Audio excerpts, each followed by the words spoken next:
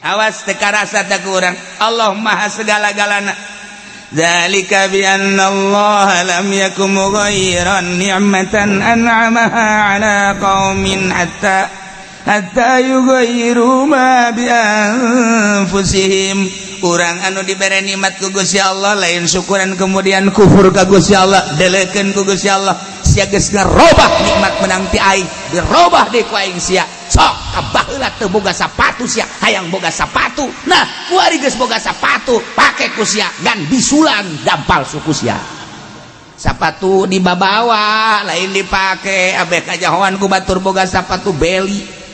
Tapi nah digantungkeun di pundak. Tinggal cek babaturan aya teh sapatu kudu di pundak, aing boga ngan teu bisa dipake. Emang kunaon bisul dampal suku aing. Tuh. Bandingkeun maning mana nyana boga sapatu jeung teu boga sapatu. Baheula teu boga sapatu sehat suku, kuari boga sapatu bisul suku. Ayo sia bandingkeun ku sia. Ya. Nah, gitulah selalu. Baheula mah keur manehanana alhamdulillah hidup sederhana. Beuh kamu sholat ka masjid ka majelis taklim, aya maulidan aya rajaban pangheulana nyana nyumbang. Kuari barang geus luhur ngapak hirupna geus teu nyahokan nu leutik. Masyaallah kuari mah wayah muludan nyana di puncak, wayah rajaban nyana di Bali.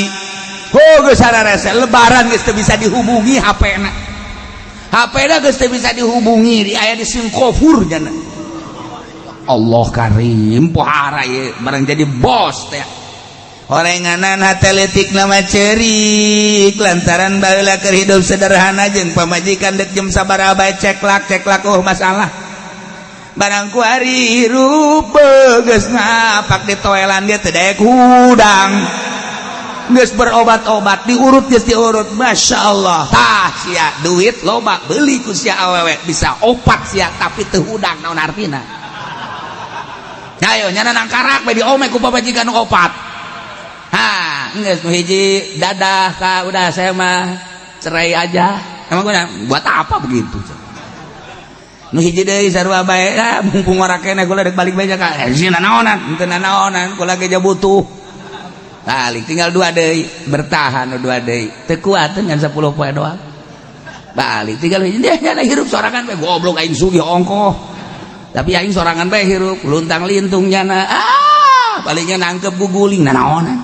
Ya guguling mah urang nangkep cicing bae. Panu nu mantep ditangkep nyana nangkep deui kan karasa. Ai guguling. Atuh. Maningan jeung kebo atuh. Keboona bisa nejeh nyana. Ieu kunaon ieu nikmat teh disyukuri nyana endahan dikufur teu karasa ku Gusti Allah dicabut kanikmatan. Masyaallah ieu keur perorangan awak. Cabutlah mata, cabutlah celi, cabutlah huntu, kuari mah geus teu bisa nginum es, asal nginum es bebes sing renteng ka mata kararasa. Sadis teh saeuy es, musuh nyana jeung es. Anu tadina jeung es teh jalan menyatu iraha bae kapan saja dibutuhkan jadi kasegeran. Kuari mah neuleuh es teh sarua jeung neuleuh kafir musuh sia jeung aing. Kuari mah jeung daging musuh jeung es musuh, lauk asin musuh. Atuh kabeh musuh. Kuari mah dahareungan jeung kentang doang. Kitu beunang make uyah. Cek pamajikanna, "Ha, isuk page tomang geus teu kudu dahar." Naon sia ngomong paeh ka sialah lawan kaya duit boga mambalayah mobil ayo imah ambalayah sia tapi dicabut ku Gusti Allah barang teu daek hudang. Bener mangkaning nikmatud dunya salasah, nikmat dunya teh ngan aya 3 doang. Geus eueuh deui kanikmatan teh ngan sakadar nikmatud dunya kan 3 hiji naom hees eta kanikmatan 2. Nomor kadua kublah nyium, nomor kaditulu, nomor katiluna idkhalu zakar. Ngabebaskeun si eta. Geus sakitu. Nikmat dunya anak wari dicabut. Teu bisa hees konsul ka dokter, mobil ambalayah, imah mewah, kadaharan loba teu bisa hees tersiksa jangan. Ayo sia. Masya Allah karim jeung pamajikan ge sarua jeung kadal. Atuh kan aya mah aya tapi geus eueuh hasrat. Nya kumaha atuh janyanana dicabut ku Gusti Allah. Ayo asa jasa. Aduh aing cenah hirup kos ge jasa. Pamajikan dengan nasehatan paeh bae ka. sia kurang kitu atuh ditaon cecena teh hirup oh mangpaatna aya kitu mah paeh kula ngora keneh bisa kawin deui jeung saya goblok sia nganyerikeun hate aing sia kuat dicabut ku Gusti Allah ieu naon nikmat lain disyukuri tapi dikuput tapi loba jelema anu syukuran ka Gusti Allah beuh tadina susah tadina mangan sakadar dagang leuleutik kanan ditaekeun ku Gusti Allah tapi nyana bersyukur terus bae la in syakartum la azidannakum santunan yatim piatuna terus fakir miskinna terus beuh tatangga terus nggak bangun terus makin ditaekeun ku Gusti Allah tadina boga mobil teh kekarak 10 kuari mah geus 100 hese make kan mobil ngan dideleukeun doang hese make nu mana ya sih make mobil 100 na baik-baik kabeh ya Allah ya Rabbi sapatu 100 sendal 100 hei hese make na hese make tapi kunyana dimanggakeun beta mobil aing 100 ya beus deuk make pilih nu mana bae kajen teuing aing mah nyewa ge wah hebat amat teh jelema nya beus deuk mararake los tak aing mah kajen nyewa angkot bae ambo par sapatu aing parake los geus sendal aing parake los asalna pamajikan aing bae dipake Gusti bahkan aing sia butuh teuing mah pamajikan aing los pilih ku sia tah aing deuk dipicen los jang sia kawin heula abe aing bisa nyandung deui boh tak bojore amat cak pamajikanna beus batur butuh aing deuk jadi sahabat Ansor sakeun nanti ka ulah sok leuleuwih ngomong ka ya Allah orang ge sahabat Ansor kos kitu mah muhajirin datang ke Madinah teu baroga pamajikan kapan nama hijrah di Madinah teh anu boga pamajikan 2 kita milih tah aing boga pamajikan 2 demi keagungan Allah demi keagungan Muhammad demi keagungan Islam maneh ngabutuhkeun pamajikan aing boga 2 pilih ku sia salah sahijina masyaallah matak hubbul ansor dakhala jannah cinta ansor surga atuh ansor lain alagaan nyambut kedatangan muhajirin pamajikan ge dibikeun ya Karim lain ansor NU sama kade ansor NU ansor NU naon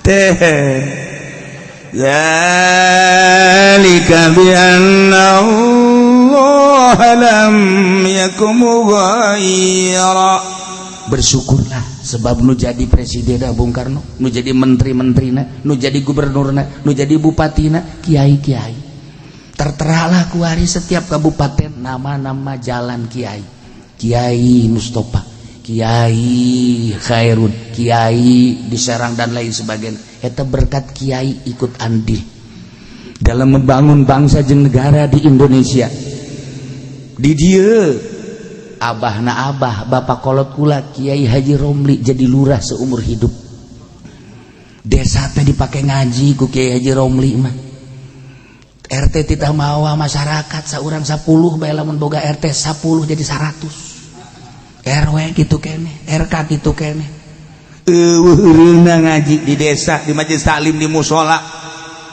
hubungan bupati jeung lurah sangat erat lantaran ngemajukeun bangsa jeung negara Masya Allah hirup suasana di Indonesia antara Surabaya jeung Banten teh menyatu Masya Allah dibuatlah pada tahun 12 ya Muhammadiyah diciptakan dari tahun 26 NU satu kesatuan antara negara jeung NU jeung Muhammadiyah tidak ada saling menghina Masya Allah nikmat luar biasa negara agraris ngeunaheun pohara jasa lamun urang jaritakeun dongengna Kiai ti Banten tere ke Surabaya berangkat musyawarah sanggesa datang ke Surabaya hasil musyawarah selesai untuk bangsa jeung negara eueuh nu baroga duit kapan eueuh nu baroga duit balik masing-masing naik kereta ngan kaistimewana saat eta jelema bisa nyokot daun bae dikitukeun jadi duit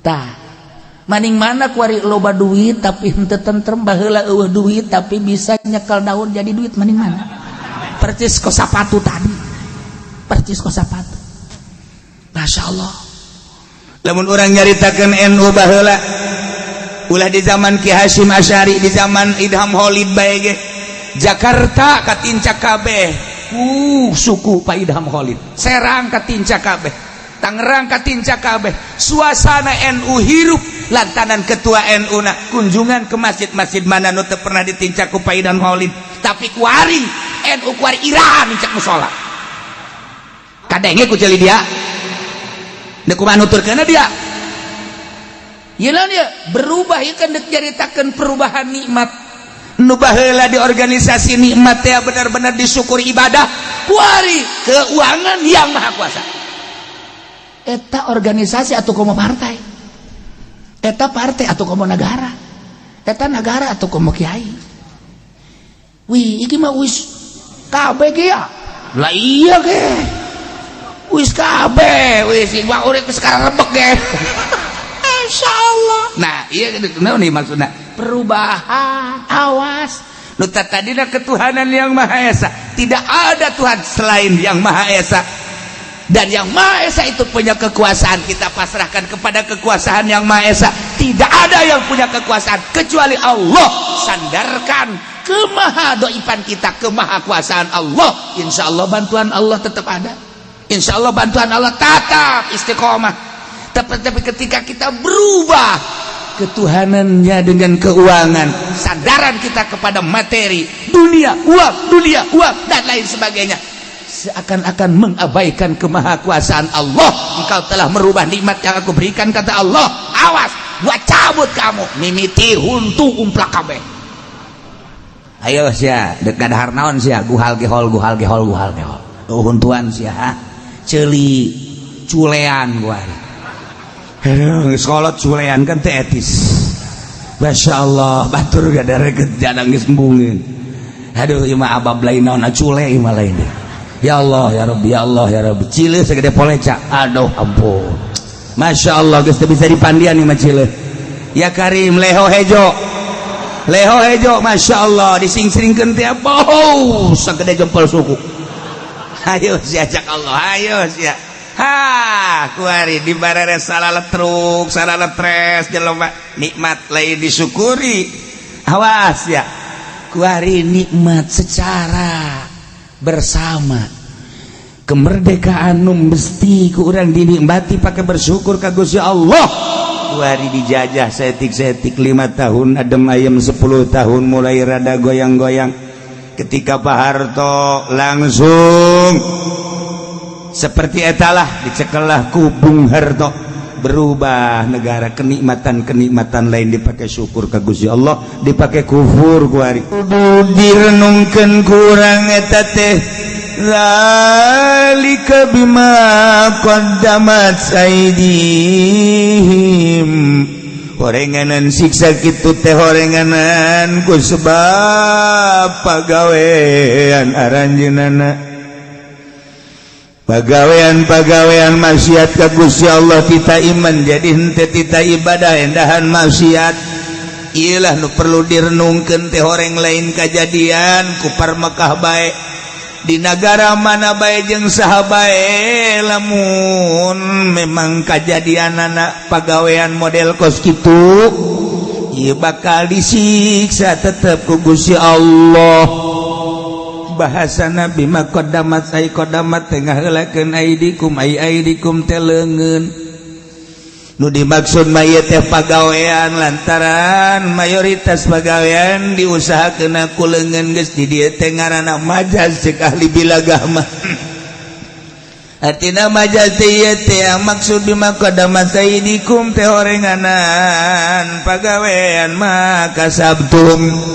berarti atuh subha maka sabtu mimma qadamat aidikum sarua jeung kos kitu nah iyalah bahasa ahli bilaga wayalah sakitu kade pagawean urang khusus jang urang masing-masing umumna jang sanagara lamun geus pagaweanana teu sesuai jeung aturan Allah moal enggan pasti nyiksa wa anna Allah laysa bizallamin lil abid jeung sanyana Gusti Allah laysa taya Gusti Allah bizallamin atapohara nyiksana lil abidi ka hamba masa si Allah teh zalamin zalim aniaya terhadap hambana lamun hambana sesuai jeung aturan Gusti Allah mah dipake ka deudeuh dipake ka nya tetapi lamun hambana geus teu sesuai jeung aturanana titah iman endahan kufur endahan musik endahan munafik titah ibadah endahan maksiat Allah moal segan-segan negara mana baik kaum mana baik baik perorangan maupun sakaum sanagara sabangsa ku Allah bakal disiksa sarua jeung kaum-kaum nu barah heula ieu nu perlu direnung bejakeun ka para bupati hajakal bupati tilok ngaraji jakeun ka gubernur sarua gubernur ge tilok ngararaji komo tamah DPR mah alergi nya nama ngaji teh embung ngadengkeun bebener teh hayang jeung baris nyararana bae nu ngarenaheun korupsi nu ngarenaheun maksiat tanah disiksa mah gua ge kabagian nya anu maksiat urang nu disiksa geus memeh ku Allah disiksa yuk DPR urang siksa wah seret urang garoblog sia teu ngatur aturan teu ngatur make aturan Allah ayo geus urang ngabring kabeh ka Tangerang demo ayo geus siapa dihayukeun kitu hasud sia meureun boga masalah kajen kumaha ge ya we pamarentah anu ngaji bener-bener jangan ngada sehatan dirina kebe geus jadi mantan asal geus jadi mantan bae karek ngaji mantan camat mantan polisi macan TNI mantan karak ngararaja kitu mah keur ngajabat embung bener nyaranana udah sok kitu cenah kieu aja kami ge ngararaja jeung saha dia ngaji yang sadia ngaji mengaji gemal kitu dia kami ge ngaji kararieu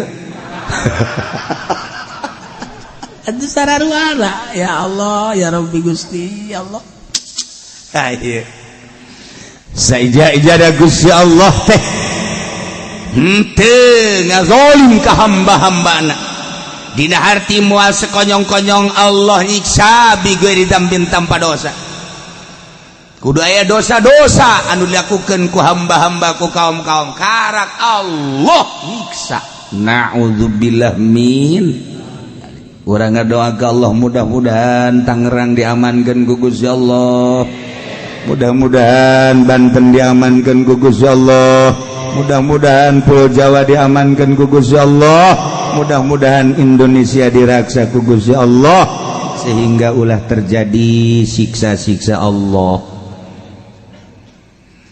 disinonimkeun ku Gusti Allah teh kalakuan kufar-kufar Quraisy baheula nu ngalawan ka Kangjeng Nabi yakni ka Gusti Allah kadabi ali fir'aun walladzina min qablihim tingkah para kufar teh percis kos tingkah-tingkahna Firaun jeung para kaum-kaumna jeung jelema-jelema nu samemehna kumaha kitu kafaru bi ayatillah kalupur ka ayat-ayat Allah ketika Kangjeng Nabi Musa mawa ayat dibohongkeun ku Firaun ku keluarga Firaun ku kaum Firaun ku tentara Firaun seluruh walladzi min qablihim bahkan jelema nu samemehna ge ketika datang Kangjeng Nabi Ibrahim dibohongkeun ku kaumna ketika Kangjeng Nabi Sulaiman datang dibohongkeun Kangjeng Nabi Daud dibohongkeun na ieulah persis kufar Mekah kos kaum-kaum nu baheula di zaman Firaun jeung samemehna selalu ketika Nabi turun Rasul turun dibarohongkeun kafaru bi ayatillah Allah teu segan-segan kanu ngabohongkeun kanu kalalufur fa akhadhahumullahu bi dzunubihim Gusti Allah tetep disiksa Kangjeng Nabi Lut datang dibohongkeun ku kaumna siksa Kangjeng Nabi Hud datang dibohongkeun ku kaumna siksa Kangjeng Nabi Ibrahim datang dibohongkeun siksa kaumna Kangjeng Nabi Musa datang dibohongkeun ku Firaun berikut kaum-kaumna siksa kaumna Kangjeng Nabi Muhammad datang dibohongkeun ku kafir Quraisy kufar Quraisy siksa kafir Quraisy kufar Quraisy kuari penerus-penerusna wali-wali Allah, ulama-ulama anu bener-bener ikhlas liilai kalimatillah, dimohongkeun ku kaumna, tinggal ditunggu. Masya Allah, ulah sampai terjadi. Innallaha qawiyyun syadidul iqab. Sanyana Gusti Allah maha kuat kana naon anu dikersakeun ku anjeunna. Urang teh kuari hayang makmur dibombroy ku Gusti Allah teh, diistidraj dihayukeun. Deuk ka mana sia lupa. Hayu hayang naon kuari. Tapi awas ya, kudu nurut ka aing. Ketika teu nurut aing boga kekuatan, siksa sia ku aing. Gempakeun sia ku aing. Banjirkeun sia ku aing. Bliunkeun sia ku aing. Hayu diributkeun sia antar kampung, diributkeun ku aing sia antar daerah, diributkeun sia ku aing. Hayo sia. Ieu keributan-keributan di negara urang antara kiai jeung kiai raribut. Anu boga kepentingan, kiai nu NU nu lain NU ribut, FPI jeung NU ribut, HTI jeung NU ribut, lantaran boga kepentingan. Hakikatna nang Gusti Allah belah dieuna belah dituna teu narurut ka Gusti Allah. Kiai-kiai di kampung sarua bae, kos kadar itu kiai na bae geura ribut hanya untuk sebuah kepentingan ceuhil doang. Komo eta mah DPR ribut parantina dak, tamah parantina. Atuh parantina DPR mah ribut eta. Emang didinya sawah nanya nama. Pamarentah ribut atuh parantina. Nu paling dahsyat, Ieu kuari raribut di urang teh kuari agama antar agama.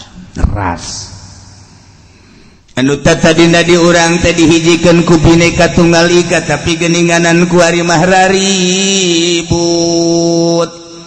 Geus lain rahasia deui kuari mah Islam ribut jeung Kristen, geus lain rahasia deui Islam ribut jeung Katolik. Lantaran pamarentahanna kuari dideuleuna ku urang. Saya dicekelna ayeuna nu minoritas dilindungi, ai Islam negara urang mayoritas kulaon teu dilindungi. Mulai raribut kajen kuku mage terus ya bakal ribut, bakal tumpah darah lamun teu aya pitulung Allah. Sebab naon? Ieu janji Allah. Lamun maneh teu ibadah ka aing, lamun maneh maksiat teh ka aing, kurang kumaha aing mereka dia cak Gusti Allah. Aing geus mereka sia hayo kurang kumaha deui. Sawah sakitu hebat da baragusna. Dagang naon sia nu teu untung. Siana ku aing dibere sehat, lain pake ka aing ngahareup teh endahan pake abrut-abrutan deuleukeun ku aing sia diributkeun sia ku aing ribut. Nah hiji sia di Al-Qur'an teu bisa. Geus atuh teh di Al-Qur'an mah tadi Pancasila. Urang teh tangga hiji Pancasila baheula teh. Pancasila satu, keuangan yang maha kuasa. Eta salahna nu tadina ketuhanan yang maha esa kuari diganti ke keuangan yang maha kuasa. Iya. Sia. Urang nyalahkeun kiai lain keuangan cenah ketuhanan, ai praktekna sia ketuhanan cabok wae sia. Lamun kula maca Pancasila di tengah-tengah negara di Tangerang baheulana, bupati hadir. Satu, keuangan yang maha kuasa. Bupati pasti ngacung, turun kiai, salah tah. Sakola nu mantake ka dieu soekeun sia ku aing sumut sia. Ai sia ketuhanan yang maha esa, ai praktekna goblok sia. Goblokan sia tah goblokan aing. Palingnya goblokan sia siapa 190 aing 100. Ayo sia. Geus sia da keke, lain geus penjara sia ku aing. Barang atuh jeung kieu boleh deh. Jangan nyalahkeun ketuhanan yang maha esa, praktekna keuangan yang maha kuasa. Kabeham goblok. Termasuk sia. Ini robah. Masya Allah, bupati geus ngarobah, dandim geus ngarobah, kapolres geus ngarobah, kumaha tama kapolres biang robah tama. Kabehan kiai nage atuh muing nage jalain ketuhanan yang maha esa. Keuangan yang maha kuasa. Kiai-kiai sia tah mah kitu. Ulah sok jileuk ka dieu tuh biasa bae. Sarua keuangan yang maha kuasa. lamun geus dirobah ketuhanan yang Maha Esa menjadi keuangan yang Maha Kuasa, ribut kajen kumaha ge. Pasti ribut. Imam Ghazali geus ngajelaskeun ulah ka Kangjeng Nabi luhur teuing. Ketika urusan fikih pasti bae ribut. Lamun urusan ma'rifat moal ribut. Ketika urusan fikih ribut. Sakitu ge urusan fikih nu bantak diributkeun urusan zahir atau komo urusan duit. Itu urusan duit. Aya rumah tangga geus boga incu nini minta tolak ka aki-aki urusan lanangan sakadar duit. Kan teu etis maknya sih nini geus incuan minta tolak. Nini atuh neuk minta tolak cenah hareudang rumah tangga. Ieu kan geus incuan mah incuan bae. Lain baheula anak sabaraha? 12 anak mah. Baheula hareudang teu? Henteu baheula mah kuari hareudang. Kok bisa kos kitu leh? Tanyakeun bae coba ka Bapak sia. Urusanna duit. Ribut antara RT urusanna duit. Ribut antara camat urusanna duit. Ribut antara kiai urusanna duit. Duit bae geus kuari nu matak berbondong-bondong ge beuh. Demo ka DPR, demo ka bupati, urusanana kan duit.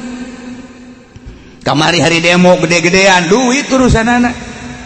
Nu mantaknya na demo atuh itulah urusan duit bae. Nyanana urusan duit bae sehingga ketuhanan yang Maha Esa tadi diganti ku bupati menjadi keuangan yang Maha Kuasa. Dan dimge ngaganti, Kapolres ngaganti. Kulantaran geus diganti ketuhanan yang Maha Esa menjadi keuangan yang Maha Kuasa, atuh dihandap milu sarua bae marudah deui. Kabehan dihandap milu hudang rakyat, kemudian buruh milu hudang lantaran nu diuruskeunana keuangan yang Maha Kuasa. Geus teu percaya deui kana kekuasaan Allah, teu percaya deui kana kekuasaan Tuhan, teu percaya deui kana kemahakuasaan Allah. Hanya di bibir ketuhanan yang Maha Esa. Artina ketuhanan teh Maha Kuasana lain lalagaan Allah mah. Anu kaharti ku urang geus biasa, teu kaharti ge loba kemahakuasaan Allah diganti ku ari nyana bersandar kana kekuasaan uang.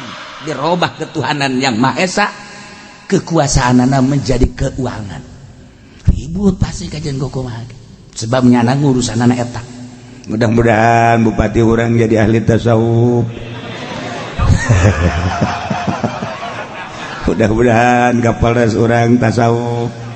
Mudah-mudahan dan di urang tasawuf sehingga kena urutan mun bupati tasawuf, camat-camat jeung lurah-lurah tasawuf diganti ku ari kiai jadi bajingan. Dibalikeun nyana tasawuf kiai bajingan. Kiai mah babari nyana mah bajingan ge tereh nyana mah. Tereh tobat. Asal geus teu diondang mah aja bayang lah geus embung pepegatan jadi jeung pemerintah tobat. Salagi diambet mah teu tobat-tobat tolol teh kiai. Goblok. Masya Allah. Tah iyalah. Jadi aya sarupa jeung umat-umat dubah. Ieu tasbih. Aya kap ngaranna ada tasbih.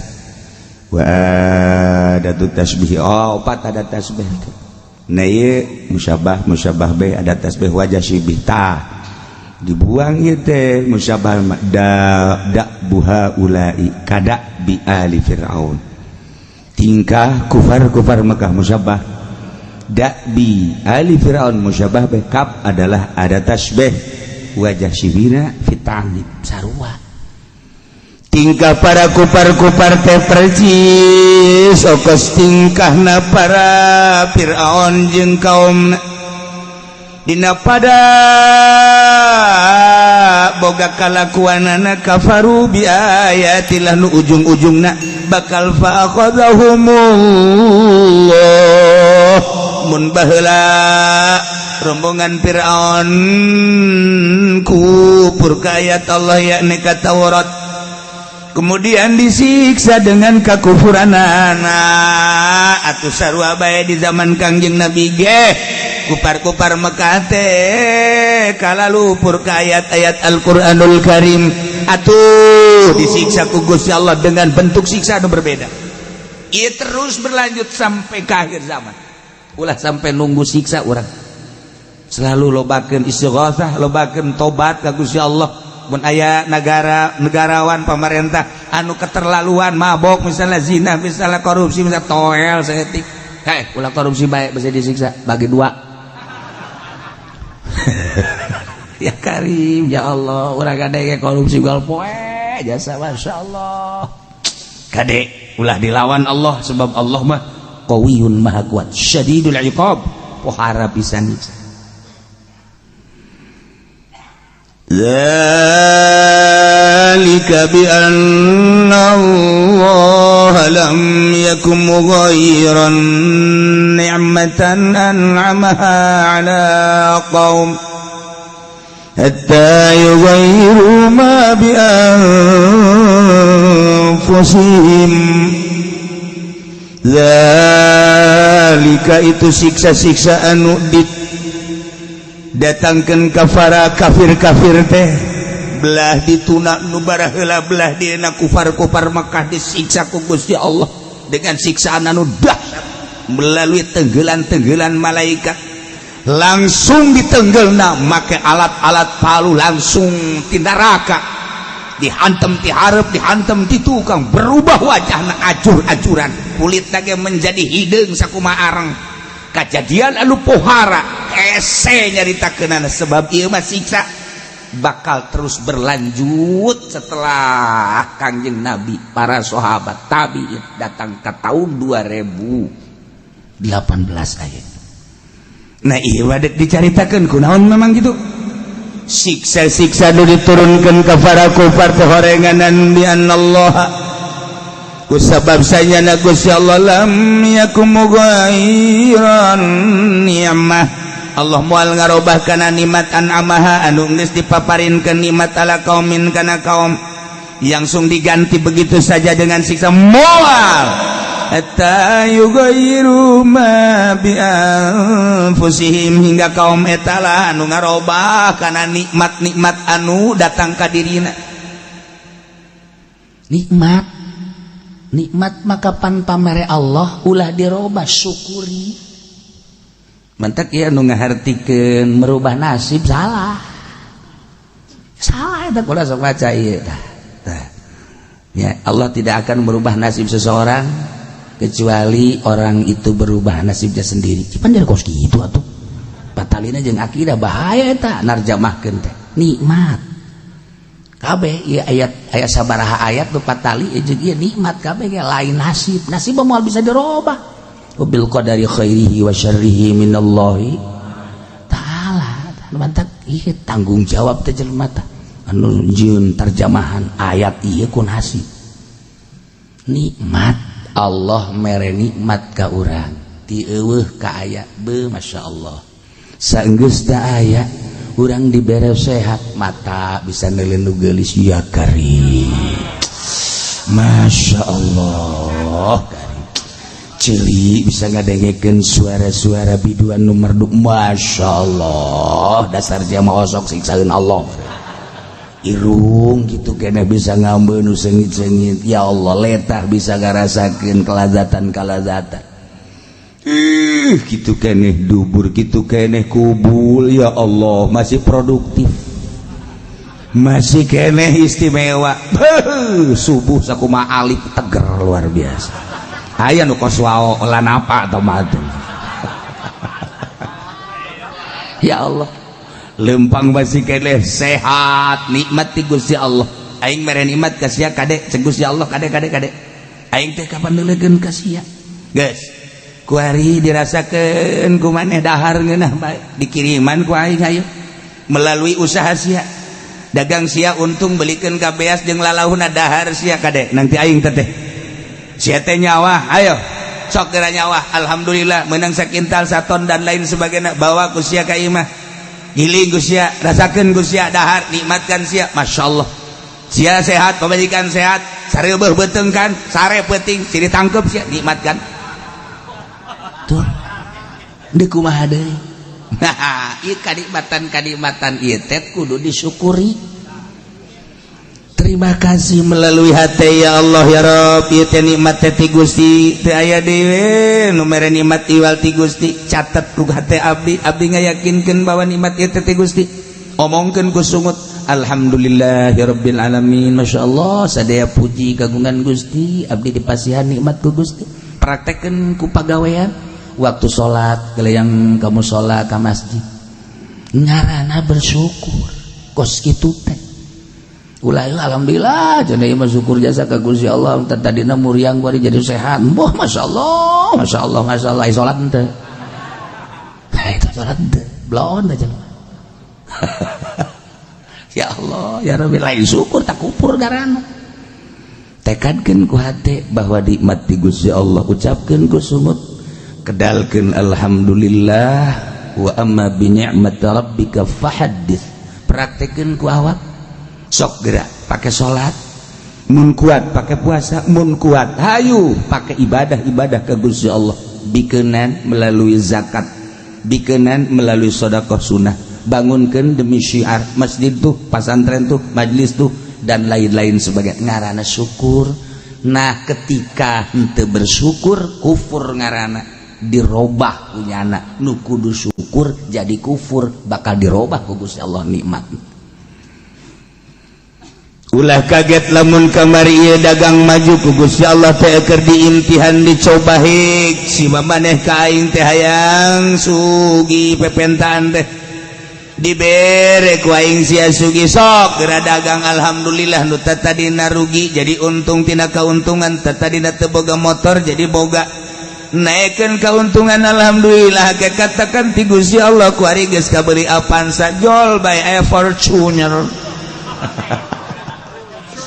Masya Allah kabong bro himatul aliyah keluar isuk-isuk jedur balik sore-sore jedar usaha teh banting tulang geus teu jaho kaler kidul alhamdulillah kabelilah fortuna. Nah cek Allah tujuan maneh hayang sugih teh kapan geus cik syukuran apa de kufuran maneh ka aing dideulekeun sia ku aing. Ketika bersyukur lamun syukur ke Allah la azidannakum tambahan siapa tapi wala in kafartu inna azabi lasyadid sia kufur ka aing kurekeun moal kebal deui awas aing maha kuat aing maha ningali aing maha sagala-galana cek Gusti Allah nang aing teh ternyata ku tutang kote tengnya na kagarak boga Fortuner ge beuh rarasaan teh dunia miliknya na kanyawan miliknya na eta nawar kangkung ge geus teu make curug cak Habib teh mah make jempol suku. Ini berapa ini nih buat monyet saya ambo masya Allah kufur didelekeun ka deku Gusti Allah ya Allah ya Rabb. Ngadahar baso geges lain deui nya nama baso sabaraha duit jeung pinggan-pinggana jeung karanjangna sabaraha duit jeung hulu sia sabaraha duit ambo udah pohara itu iyalah kufur kuari manggeus teu ngambeu kana majelis salim nu tadina osok ngaji nu mantap ku Gusti Allah ditayakeun ge nya na osok daek ngaji sanajan di handapeun tangkal Ambon dada deres baik wari mangges boga Fortuner nyana teh encan boga Alphard encan boga baby band kakara Fortuner doang beuh minggu geus di puncak nyebut lagi geus di puncak puncelak geus di punclot ya Allah ya Rabb nggak pila mana nu teu kabeuli ku nyana sewa ku nyana salin ganti awewe kamari orang Cina, kuari orang Korea, orang Subang majeng Karawang geus tama jalan kacai. Kufurnya na. Masya Allah karim. Moal kebal deulekeun. Cabut kesehatanana. Cek darah. Waduh gulanya ada 1.500 mah. Yang bener ini, dokter gak salah. Iya, di situ masih kuat ini. Biasanya 1.500 Pak mati. Saya baru dengar 1.500. Biasanya cuma 300, 400, 500, ini 1.500. Gak tahu ini alat apa salah ya Pak, bagaimana ya. Yang jelas ini 1.500. Udah ini mas sampai rumah langsung suruh bikin kuburan aja ya. Iya saya cabut gua Allah karibatan anak.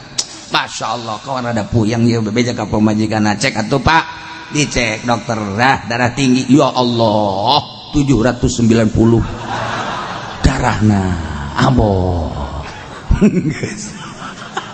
pamajikannya kayak bingung, dokter tolol naon dia, nggak tahu cek dokter, alat saya menunjukkan 790, ini kalau makan daging sedikit lagi udah jadi 900. Udah siap-siap dah kesono. Geus tenang geus tah, nikmat nu kamari ngadahar naon bae bebas, nikmat nu kamari nginum naon bae bebas, nikmat nu kamari lelempangan kumaha bage kendala, kuari lempang geus asa oyag-oyagan. Dahar diatur teu meunang ngadahar daging, teu meunang ngadahar gitu lauk asin, uyah dan lain sebagainya, manis-manis ulah. Masya Allah, konsul ke dokter, dok, saya udah lama nggak makan daging karena penyakit darah tinggi. Ya terus kira-kira kalau sapi sama kambing dahsatan mana? Dahsatan sapi. Kambing mah tuh nyepak gak seberapa, tapi sapi. Waduh. Siap ta dokter, urusan anak sepak ya bayu. Dokter hebat ya pokoknya. Asa dibunuh, asa dibunuh dokter ya. Masya Allah, itu orang bilang katanya panasan daging apa namanya kambing, salah. Sapi yang lebih dahsyat. Boleh dah makan kambing, udah nggak apa-apa. Penting sampai rumah makan daging, nggak lama lagi dah. Dok, gimana sih dok? Lah iya, cabut ku Allah. Awas teka rasa tak kurang. Allah maha segala-galana. Dzalika bi anna Allah lam yakum mughayyiran ni'matan an'amaha 'ala qaumin hatta yughayyiru ma bi anfusihim. Urang anu dibere nikmat ku Gusti Allah lain syukuran kemudian kufur ka Gusti Allah, delekeun ku Gusti Allah, sia geus ngarobah nikmat menang ti aing, dirobah deui ku aing sia. Sok kabaheula teu boga sapatu sia, hayang boga sapatu. Nah, kuari geus boga sapatu, pake ku sia dan bisulan dampal suku sia. Sapatu dibabawa, lain dipake, abeh kajahoan ku batur boga sapatu beli. Tapi nah digantungkeun di pundak. Tinggal cek babaturan aya itu sapatu kudu di pundak, aing boga, ngan teu bisa dipake. Emang kunaon bisul dampal suku aing. Tuh. Bandingkeun maning mana nyana boga sapatu jeung teu boga sapatu. Baheula teu boga sapatu sehat suku, kuari boga sapatu bisul suku. Ayo sia bandingkeun ku sia. Ya. Nah, gitulah selalu. Baheula mah keur manehanana alhamdulillah hidup sederhana. Beuh ka mushola ka masjid ka majelis taklim, aya maulidan aya rajaban pangheulana nyana nyumbang. Kuari barang geus luhur ngapak hirupna geus teu nyahokan nu leutik. Masyaallah, kuari mah wayah muludan nyana di puncak, wayah rajaban nyana di Bali. Oh geus sararese lebaran geus teu bisa dihubungi HP-na. HP-na geus teu bisa dihubungi, aya di Singapura nyana. Allah karim pohara ya barang jadi bos teh orenganan hate leutik nama cerik lantaran baheula keur hidup sederhana jeung pamajikan dek jam sabaraha bae ceklak masalah barang kuari hirup geus ngapak di toelan dia teu daek hudang geus berobat-obat diurut geus diurut masyaallah tah sia duit loba beuli ku sia awewe bisa opat sia tapi teu hudang naon artina. Ayo nyana nangkarak bae diome ku pamajikan nu opat. Ha, geus nu hiji dadah ka udah saya mah cerai aja. Emang buat apa begitu? Nu hiji deui sarua bae, mumpung ora keneh kula dek balik bae ka. Sia nanaonan, henteu nanaonan, kula ge butuh. Balik tinggal 2 deui, bertahan 2 deui. Teu kuat ngan 10 poe doang. Balik tinggal hiji dia nyana hirup sorangan bae goblok aing sugih ongkoh. Tapi aing sorangan bae hirup luntang lintung nyana palingnya nangkep guguling nanaonan ya guguling mah urang nangkep cicing bae panu nu mantep ditangkep nyana nangkep deui kan karasa aya guguling atuh maningan jeung kebo atuh keboona bisa nejeh nyana. Ieu kunaon ieu nikmat teh disyukuri nyana endahan dikufur teu karasa ku Gusti Allah dicabut kanikmatan masyaallah. Ieu keur perorangan awak cabutlah mata cabutlah celi cabutlah huntu kuari mah geus teu bisa nginum es asal nginum es beuh sing renteng ka mata kararasa sadisnya saeuy es musuhnya jeung es anu tadina jeung ST jalan menyatu iraha bae kapan saja dibutuhkan jadi kasegeran ku ari mah neuleuh ST sarua jeung neuleuh kafir musuh sia jeung aing ku ari mah jeung daging musuh jeung es musuh lauk asin musuh atuh kabeh musuh ku ari mah daharengan jeung kentang doang gitu beunang make uyah cek pamajikanna ha isuk page tomang geus teu kudu dahar naon sia ngomong paeh ka sialah orang kaya duit boga mambalayah mobil ayo imah ambalayah sia tapi dicabut ku Gusti Allah barang teu daek hudang beureuh mangkaning nikmatud dunya salasah nikmat dunya teh ngan aya 3 doang geus eueuh deui kanikmatan teh ngan sakadar nikmatud dunya kan 3 hiji naom hees eta kanikmatan 2 nomor kadua kublah nyium nomor kaditulu nomor katiluna idkhalu zakar ngabebaskeun si eta geus sakitu nikmatun nya anak mari dicabut teu bisa hees konsul ka dokter mobil ambalayah imah mewah kadaharan lobang teu bisa hees tersiksa jangan ayo sia Masya Allah karing jeung pamajikan ge sarua jeung kadal atuh kan aya mah aya tapi geus eueuh hasrat teu kumaha atuh janyanana dicabut ku Gusti Allah ayo ese jasa aduh aing teh hirup kos ge jasa pamajikan dengan nasehatan paeh bae ka sia kurang kitu atuh naon cenah teh hirup oh mangpaatna aing kitu mah paeh kula ngora keneh bisa kawin deui jeung saya goblok sia nganyerikeun hate aing sia kuat dicabut ku Gusti Allah ieu naon nikmat lain disyukuri tapi dikuput tapi loba jelema anu syukuran ka Gusti Allah bu tatadina susah tatadina mangan sakadar dagang leletikanan ditaekeun ku Gusti Allah tapi nyana bersyukur terus bae la in syakartum la azidannakum santunan yatim piatuna terus fakir miskinna terus be tatangga terus nggak bangun terus makin ditaekeun ku Gusti Allah tatadina boga mobil teh kekarak 10 ku ari mah geus 100 hese make kan mobil ngan dideleukeun doang hese make nu mana ya sih make mobil ieu 100 na baik-baik kabeh ya Allah ya Rabbi sapatu 100 sendal 100 hei hese make na hese make tapi kunyana dimanggakeun beta mobil aing 100 sia beusi deuk make pilih nu mana bae kajen teuing aing mah nyewa ge wah hebat amat teh jelema nya beusi deuk mararake los tak aing mah kajen nyewa angkot bae amboh par sapatu aing parake los Gusti sendal aing parake los asalna pamajikan aing bae dipake Gusti bahkan aing sia butuh-butuh teuing mah pamajikan aing los pilih Gusti tah aing deuk dipicen los jang sia kawin heula abe aing bisa nyandung deui boh tak bojore amat cak pamajikanana beusi batur butuh aing deuk jadi sahabat ansor sakeun nanti ka ulah sok leuwih ngomong ka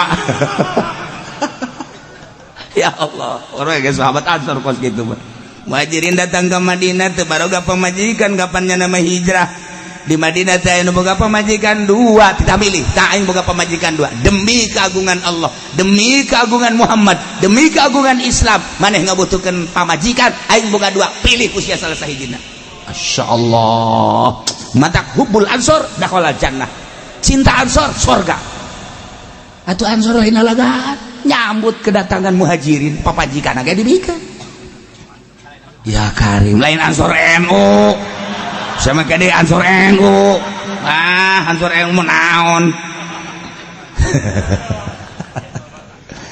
teh zalika bi anna Allah lam yakum ghaira kejadian siksa-siksa Allah anu diturunkeun ka para kufar-kufar ti zaman baheula depikeun ka zaman kufar Quraisy eta teh ku gara-gara nama manehanana henteu bersyukur ka Gusti Allah bahwa Allah teh kapan henteu erek ngarobah kana nikmat nu geus dibikeun ka kaum kecuali kaum eta ngarobah nikmat nu geus dibikeun ka kaum eta bangsa Indonesia teh merdeka tahun 40 di bawah bendera merah putih Bung Karno dan Bung Hatta dibuatlah aturan Pancasila Bhinneka Tunggal Ika NKRI negara Kesatuan Republik Indonesia, satu negara, satu bahasa,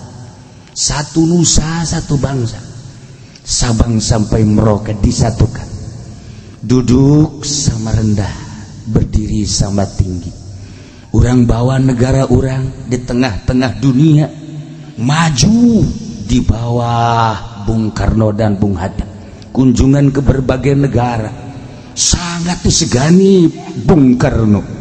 Di Jepang sangat disegani, di Amerika luar biasa, di Uzbekistan malah menemukan makom Imam Bukhari, di Rusia sangat menghargai Bung Karno, di Saudi Arabia tangkal kalapa dipelak di Jeddah oleh Bung Karno, kemudian di tempat Sa'i aya batu menang Bung Karno, terus ke Irak, kemudian ke berbagai negara. Tujuan Bung Karno bangsa Indonesia supaya satu-satunya bangsa di dunia yang punya kehormatan yang tinggi, sehingga cita-cita untuk membuat PBB di Indonesia.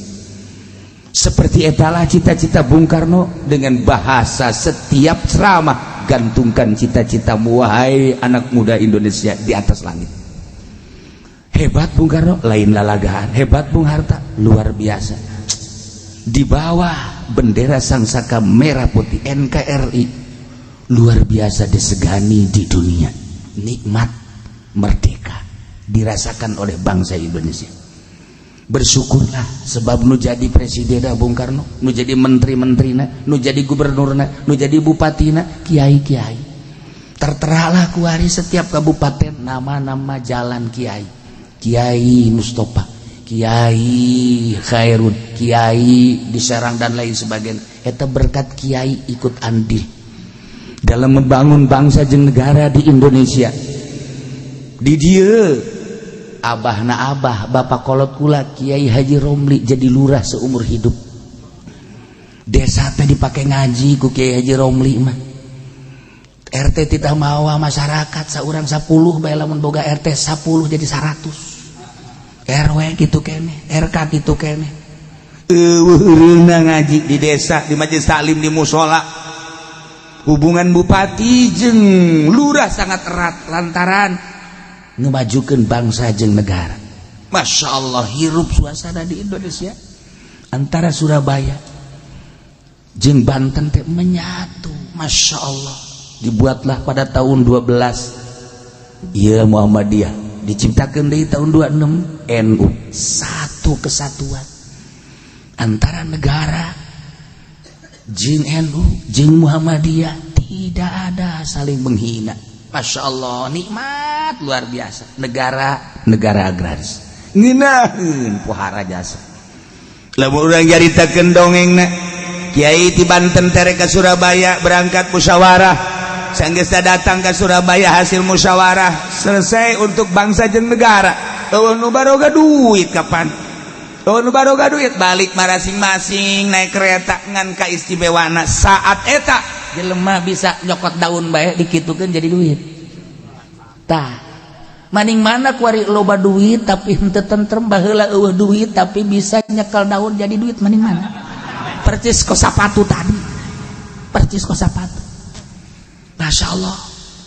Lamun orang nyaritakeun NU baheula ulah di zaman Ki Hasyim Asy'ari, di zaman Idham Khalid bae ge, Jakarta katincak kabeh suku Pak Idham Khalid, Serang katincak kabeh, Tangerang katincak kabeh. Suasana NU hirup lantaran ketua NU na kunjungan ke masjid-masjid mana nu teu pernah ditincak ku Pak Idham Khalid, tapi kuari NU kuari iraha nincak musola. Kadenge ku ceuli dia nek kumaha nuturkeunna dia. Ieu naon dia? Berubah ieu kan deuk jaritakeun perubahan nikmat. Nu baheula di organisasi nikmat teh benar-benar disyukuri ibadah kuari keuangan yang maha kuasa. Eta organisasi atau komo partai. Eta partai atau komo negara. Eta negara atau komo kiai. Wih, iki mah wis kabeh ge ya. Lah iya ge. Wis kabeh, wis iwak urip sekarang rebek ge. Insyaallah. Nah, iya naon nih maksudna? Perubahan. Awas. Nu tadina ketuhanan yang Maha Esa. Tidak ada Tuhan selain yang Maha Esa.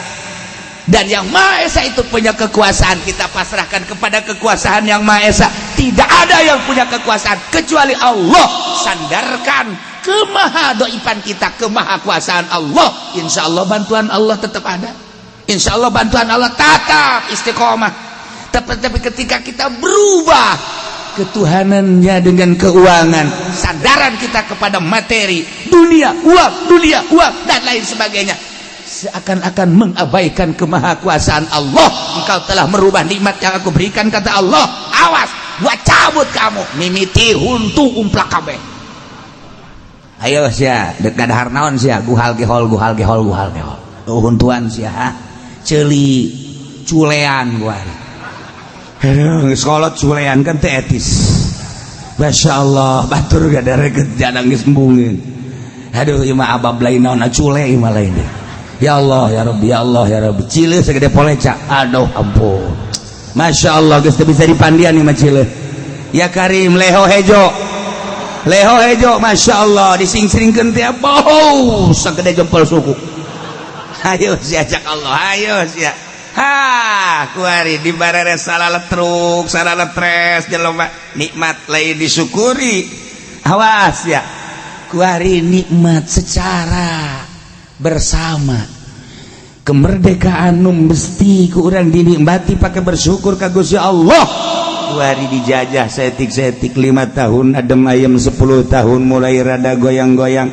Ketika Pak Harto langsung seperti etalah dicekelah ku Bung Harto, berubah negara, kenikmatan lain dipakai syukur ka Gusti Allah, dipakai kufur kuari.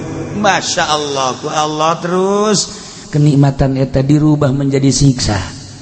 Terus sampai ayeuna dijajah urang teh kuari. Dijajah ku Belanda mah urang wani ngalawan, dijajah ku Jepang urang wani taruhanana nyawa, dijajah ku Inggris sakicep urang teh gampang, dijajah ku musuh sorga taruhanan nyawa. Ketika dijajah urang ku perpolitikan jeung perekonomian, henteu karasa ku ari teh budaya Indonesia berubah. Anu tadina piawai ramah budaya Indonesia diakui dunia di bawah bendera merah putih nu dibawa ku Bung Karno, sangat piawai jeung ramah, terkenal di dunia. Sopan santun anu luar biasa lantaran dididik ku para wali-wali Allah, ku para kiai-kiai. Diserang kuari, dijajah ku Belanda gampang, dijajahlah ku budaya.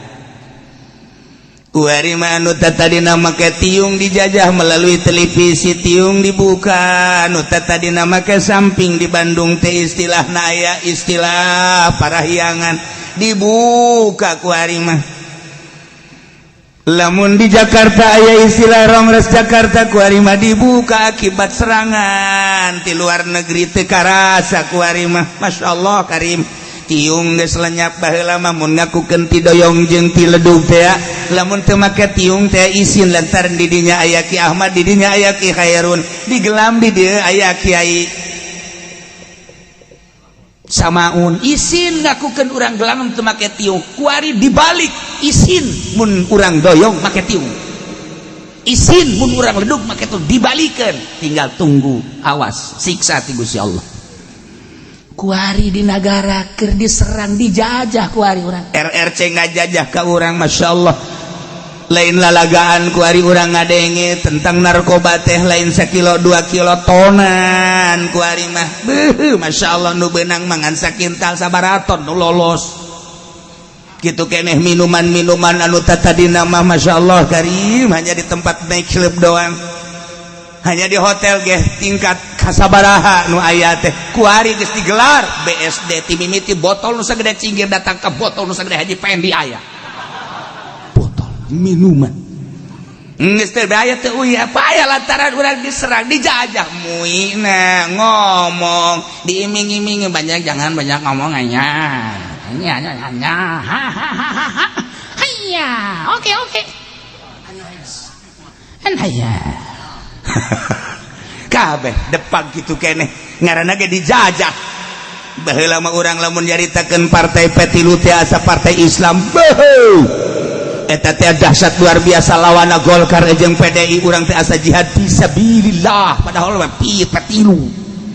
Tetapi lantaran didikan ulama saat eta urang boga perasaan seperti kitu asa jihad menang jeung elehna sabodo bener jeung teu benerna tapi perasaan bangsa seperti eta kewalahan Pak Harto sehingga makanya kole kok Pak Harto coblosan langsung lamun secara jujur menang petilu tapi itu jujur nikmat awas nikmat ieu geus dirobah-robah nikmat ku Gusti Allah lantaran urang teh keur dijajah ku ari Amerika ngajajah ka urang ku ari Rusia ngajajah ka urang melalui RRC urang teh dijajah di berbagai sektor. Iya politik urang dijajah geus eueuh politik Al-Qur'anul Karim ekonomi urang dijajah ku ari teh ku RRC geus acak-acakan saha anu ngadominasi ekonomi di Indonesia urang pribumi bahkan Gubernur Anies nyaritakeun tentang pribumi di demo teu meunang nyaritakeun pribumi teu kumaha coba betapa dahsyatna ieu naon ieu perubahan nikmat nu sakedeung deui lamun ieu teu dipertahankeun teu dikembalikeun nikmat kana syukur bakal disiksa ku Gusti Allah saha nu nyaho Jakarta dikerem Serang dikerem Pandeglang dikerem Banten dikerem hanya Tangerang nu aman sia mah amin bae pugu Tangerang geus sarua hayu sia antara nikmat ieu lamun henteu disyukuri dikumpuri Allah delekeun awas matak ditungtung nawan Allah sami'un alim sing ade saenyana Gusti Allah teh maha ngarungu maha uningan neulekeun Gusti Allah teh ngadengekeun Gusti Allah ka bangsa-bangsa Indonesia anu keur dijajah ku ari masyaallah politik dijajah teu meunang urang nyaritakeun politik NKRI teh kos boga polisi NKRI teh kos boga abri kugu NKRI mah bangsa Indonesia teu nurut kanyana urang pajar teroris teu nurut kanyana urang teh pajar PKI teu kumaha coba hirup di negara urang seperti eta kondisina ku ari awas nikmat kembalikan urang pakai syukuran ka Gusti Allah merdeka anu sekian tahun urang syukuri ka Gusti Allah politik teh coba urang beneran deui atungan ngomong doang pan urang mah teu jadi DPR atuh kieu cenah lain jadi DPR teu kapilih aing tiba heula aing hayang jadi DPR teu kapilih dek diacak-acak ku aing jadi kursi DPR ku aing ieu kumaha ieu urang nikmat masyaallah karim dirubah ku ari nu jadi hulu politik kafir nu jadi hulu ekonomi kafir nu jadi hulu budaya kafir ku ari masyaallah karim teu karasa mulailah ku ari keluhan-keluhan kiai minta cai kunaon anakku lagi sembung sakola nyakalan HP bae rasakeun ku sia geus mulai unggal poe keluhan ibu-ibu ya Allah kiai anak teu daek sakola cek cenah main HP bae nu hiji daek sakola tapi pamulikeun motor gede puguh makna ge dagang uleg hayang motor gede aing inget mega uleg tatungtung geus tah bahasa uleg teu jalamu macan dagang uleg doang anak yang motor bedek asal geus dibalikeun motor emang daek sakola tuh moal jatah sarupna motor mah lain jang sakola tah mah jang ngetrek dia teh kumaha ayo sia kawalahan wah berapa ratus berapa ribu ibu rumah tangga mengeluh tentang anakna iyalah hasil jajahan kafir sabara juta umat manusia ku ari anu mengabaikan pendidikan Al-Qur'anul Karim jajahan kafir alhamdulillah masyaallah berhasil dijajah ku kafir sabaraha juta manusia ketika jual beli geus teu bakat tarima meuli tarima ngajual geus dijajah ku kafir melalui cek dijajah ku kafir melalui etol dijajah ku kafir melalui e-money dijajah ku kafir melalui transaksi anu di luar aturan Fathul Muin di luar aturan Riyad Takrib urang geus kuari teh geus teu berdaya dijajah ku nyana balanja di mana urang teh bayar di mana bayarnya di mana geus teu bisa terima meuli janjana ge make kaca geus dus kabur kuari teh hasil jajahan kafir dirasakeun ku urang kabeh kiai hanya membahas baheula tentang kumaha eta duit dipindahkeun ka cek ketika orang transaksi make cek kumaha dibahas di Bahtul Masail. Kemudian kuari dibahas deui tentang etol perpindahan uang melalui kartu kadeleuna mah tapi aya maknaan duit eta teh mun leungit berarti sarua jeung leungit duit kuari aya e-money anu ku urang ditenden ke di bank atau dibawa ku urang bisa diisikeun 1 miliar 1 triliun dan lain sebagainya. Nah ieu teh kos kara itu kumaha ieu budaya mana dan kumaha hukumna tantangan kiai geus teu dibahas kuari mah jadi bahas ya kitu-kitu keneh. Dibahas kurang masalah kredit minggu dibahas haram kredit anu 2 akad ketika antara cash jeung kredit berbeda harga berarti 2 akad basa hiji barang 2 akad didengekeun ku celinyana balik ngaji nambahan kreditan pan gara roblok eta pan darah dia tolol ende kumaha hayu sia jajahan kafir asup kasanubari dengan rasa mudah tetapi mengabaikan Al-Qur'anul Karim mengabaikan hadis Nabi.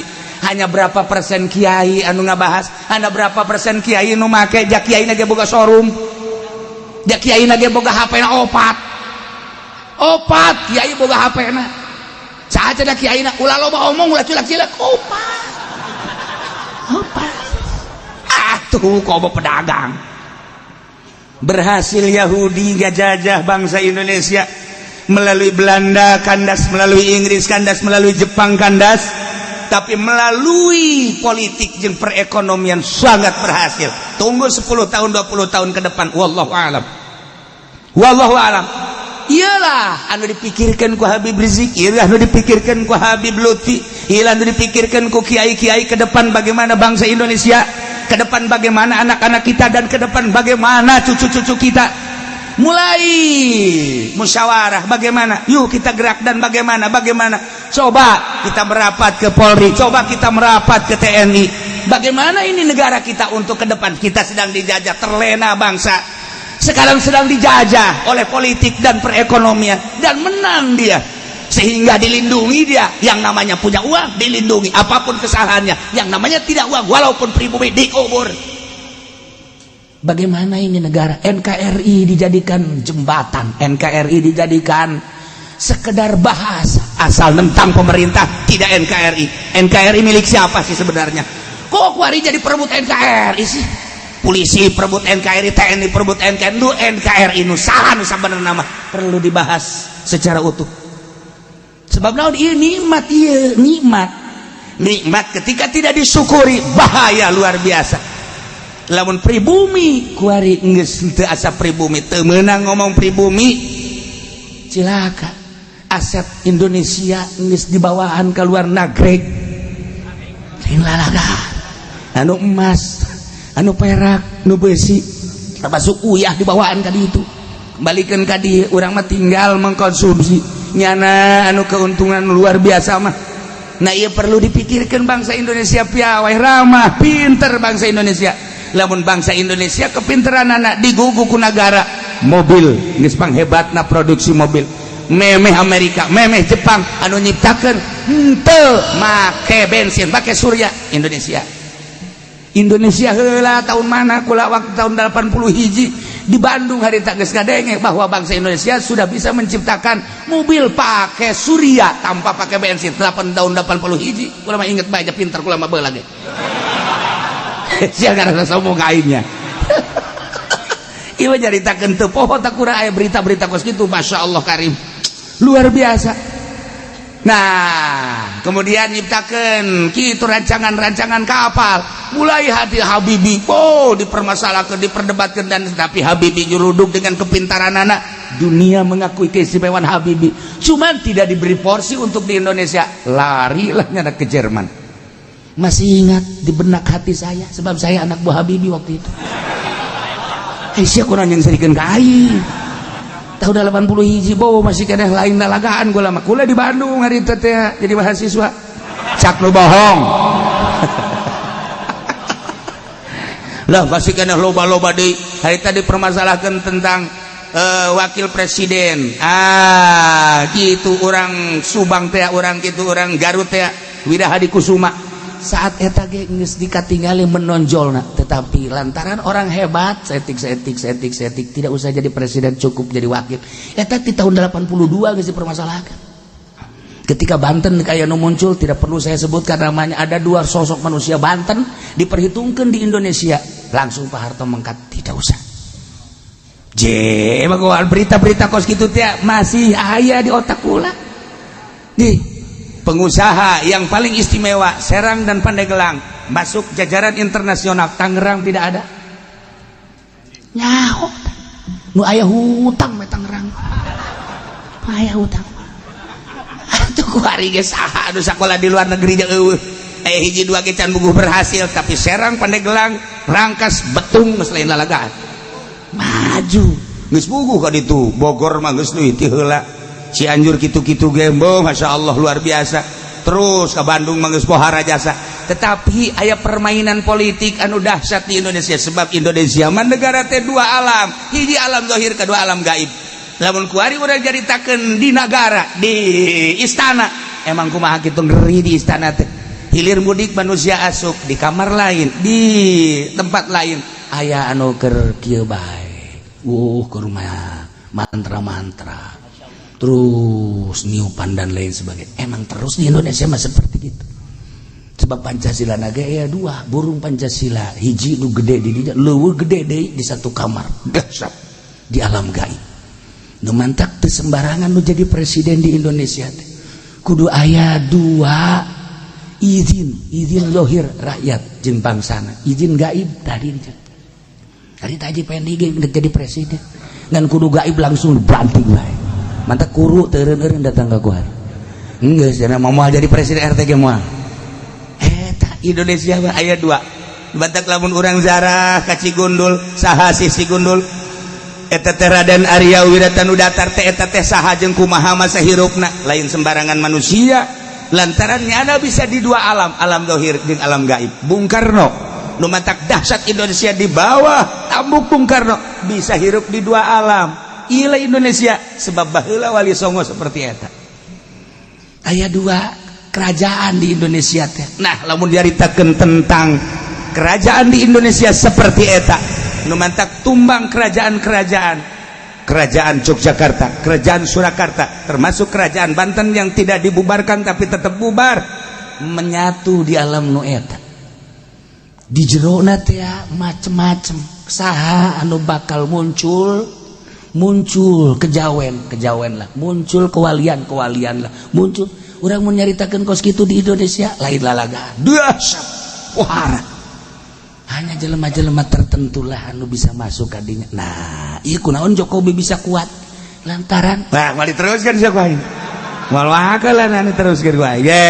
Sakedeung deui ke lalakon Indonesia bakal jeung Pancasila na kuaing dibahas. Ngaraji sia ka aing. Sombong amat aing keur sombong. Kadang-kadang lain ka sia maksudna ka DPR nyahoan aing. Bener di lain lalaga. Kula kuari geus aya anu mere baju merah putih. Kula geus aya anu mere bendera merah putih. Lamun Gus Dur waktu haul ka dieu aya merah, di dieu aya anu merah putih, kula ditanya, "Ti saha ieu?" "Ti kesepuhan." Kuari kula geus aya anu mere. Kula kaget kula lamun ke make baju merah putih. Minggu kamari kula dibahas, merah putih. Ieu naon ieu kaharepna? Nah, awas ye, bahaya gede. Nikmat awas kembalikan. Urang merdeka di bawah naungan sang saka merah putih, di bawah tambuk Presiden Bung Karno dan Bung Hatta, dilanjutkan kuari ku urang. Poho kana nikmat siksa Allah bakal datang.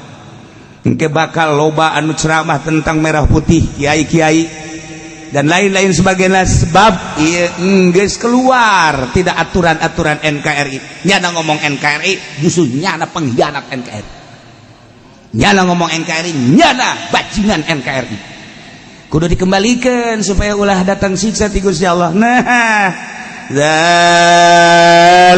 bi annallah, itu siksa Allah terhadap kupar-kupar nu baraheula belah dieuna kupar-kupar Quraisy disiksa ku Gusti Allah lantaran Gusti Allah teh terek ngarobah nikmat buku Gusti Allah dibikeun ka kaum kemudian digantikan begitu saja dengan siksa, tidak, hatta yughayyiru ma bi anfusihim, kecuali kaum eta lah nu ngarobah nikmat-nikmat mantak urang ulah ngarobah nikmat. Syukuri ku ari ku urang nikmat-nikmat ti Gusti Allah secara pribadi, urang syukuran ka Gusti Allah secara kelompok, bere penerangan syukuri ka Gusti Allah, insyaallah Allah merubah dengan kenikmatan kembali. Nikmat-nikmat anu digantikan baheula ku parmekah teh harita keur lalapar hese ka dieu ka ditu dibere ku Gusti Allah kasuburan, gandum subur korma subur sehingga lapar teh kuari jadi sebeuh kata pilih ku parimekah eta menjoin anu tatadina sieun luar biasa diamankeun ku Gusti Allah, anu tatadina manehanana nungguan kedatangan Kangjeng Nabi Muhammad beserta Al-Qur'anul Karim diutus dibalesna kuari kadaharan kamakmuran pake maksiat, aman nu menang mere Gusti Allah teh pake dugala maksiat ka Gusti Allah.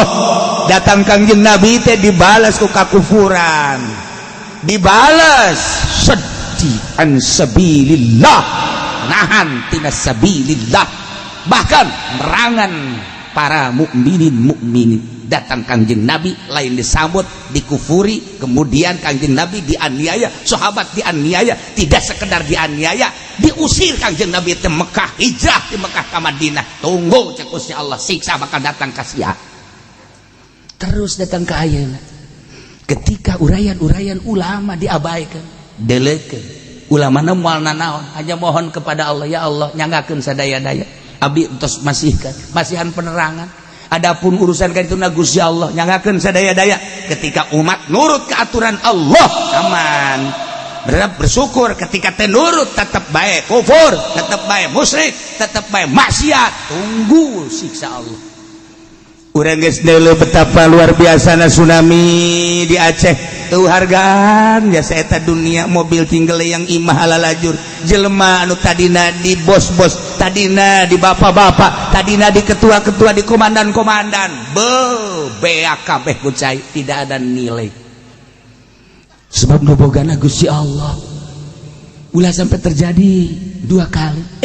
Disusul Pangandaran, susul deui Cianjur, susul deui Yogyakarta, susul deui berbagai angin beliun. Sebab naon? Can bersyukur keneh bae ka Gusti Allah.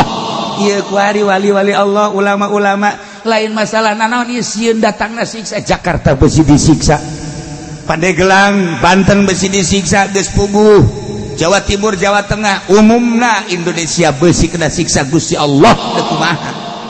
Mata kembalikeun geura-ge urang syukuran ka Gusti Allah. Sebab Allah wa annallaha sami'un alim, sanyana Gusti Allah maha ngarungu, maha uninga.